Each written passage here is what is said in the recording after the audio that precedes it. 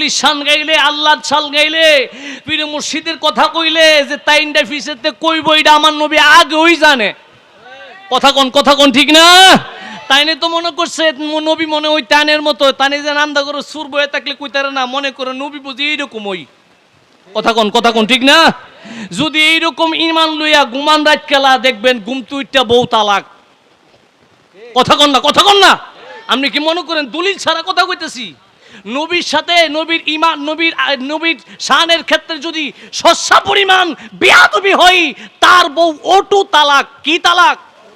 জোরে বলেন কি তালাক?